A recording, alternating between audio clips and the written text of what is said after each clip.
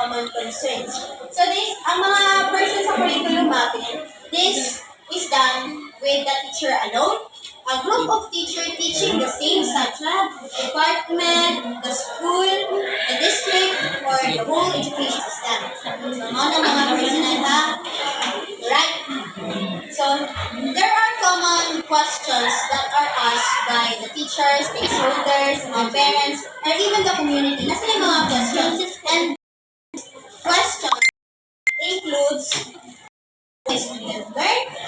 what do they study in the first quarter?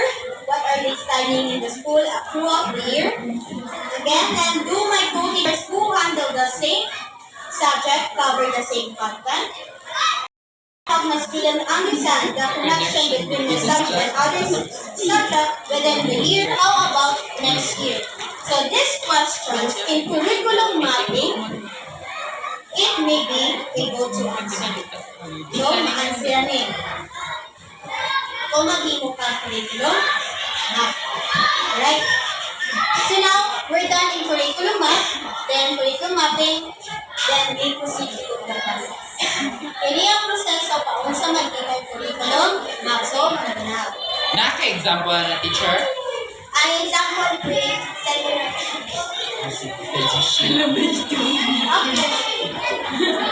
Alright, so now let's proceed and walk through these essential steps. Napali siya example B. Meron ako dito.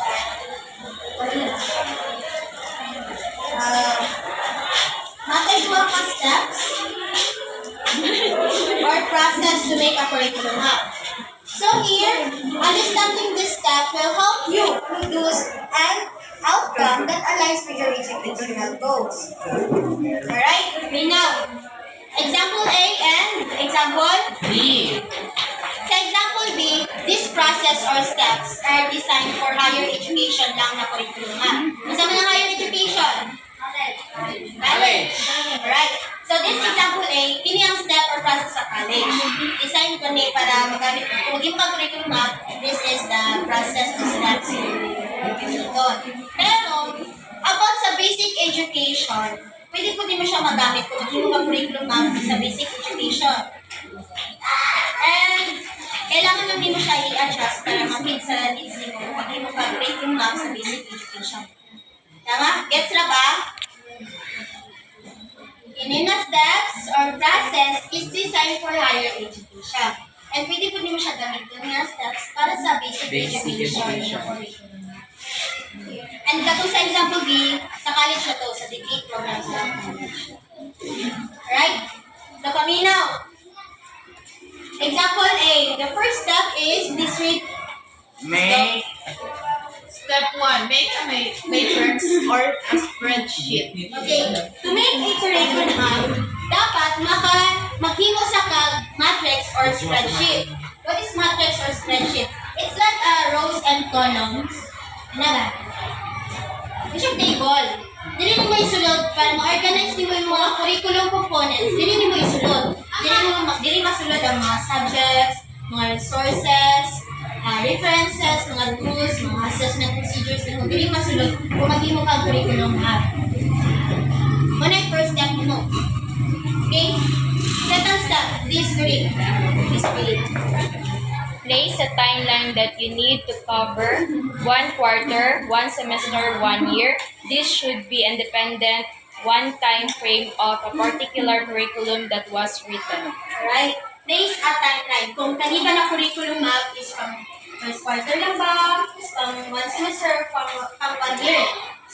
So placing a timeline in a curriculum ensures that all the planned content is covered within a specific period lang. So dapat specify din mo kung pang 1 quarter lang ba, 1 semester, pang 1 year.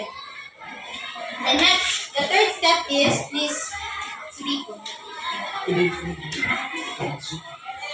Enter the intended learning outcomes, skills needed to be taught or achieved at the end of the teaching. Alright. In the third step, to achieve those learning outcomes na imuhang we need to, next to the timeline, then next to the mo ang intended learning outcomes. Mga intended learning outcomes mo, para na kailangan nimo itudlo o ma-achieve by the end of teaching. Mga learning outcomes mo or mga objectives. Nga na. The next, fourth one, is kamosa. Enter the same matrix or matrix that contain areas or subject areas to be covered. Okay. The fourth step is sulod nimo sa same lang ka matrix. For example, dire. Mo ni ang same na matrix. Ano ba? Nagka-ano siya align. Sa same na matrix, dire sulod nimo ang content areas or mga subject. Dire subject. So na dira subject. Dapat sa same lang sila na matrix. Hindi sila ibulag-bulag. Para ma-organize, di ba? So the first step, the fifth step is nag-work.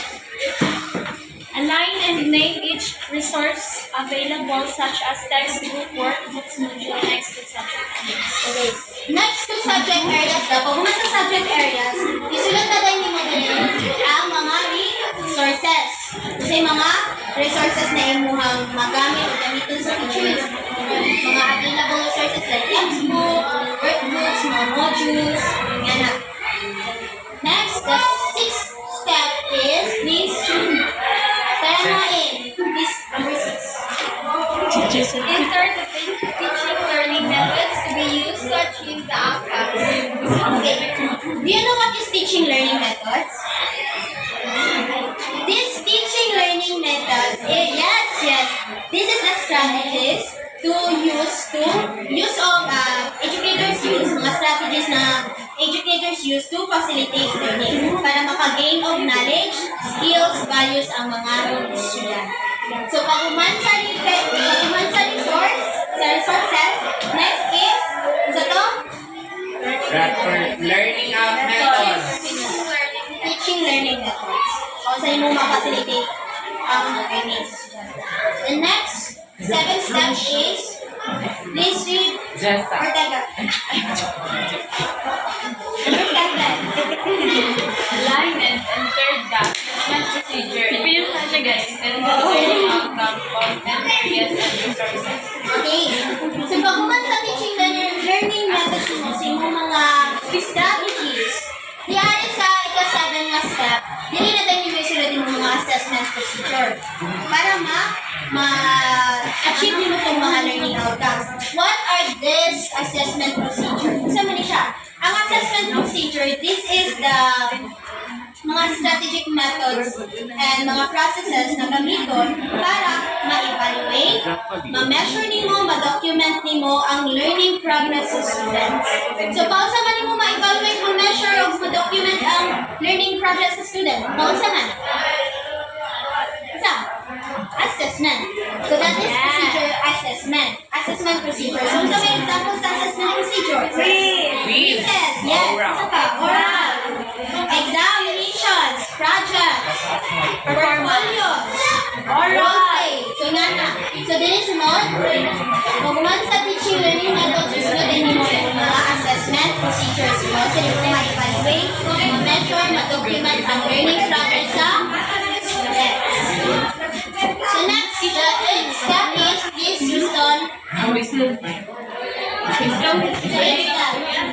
Circulate the map among all schools.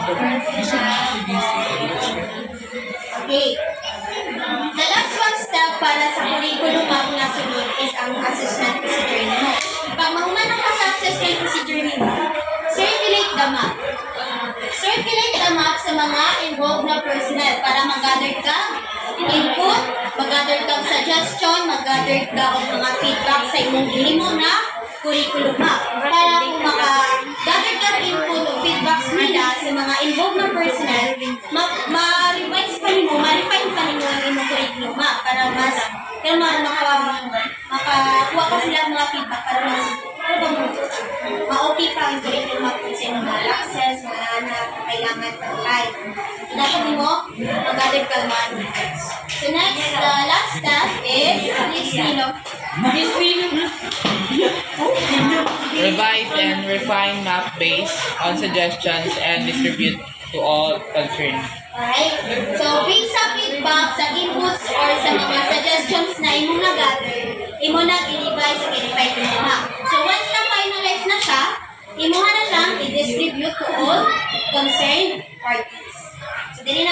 kailangan sulat ang implementation. So that this is the example A, para lang siya sa curriculum map sa higher education o pwede mo siya magamit na step sa basic education na curriculum map. So next, let's proceed to example B. Wala pa. I-post mo. Wala.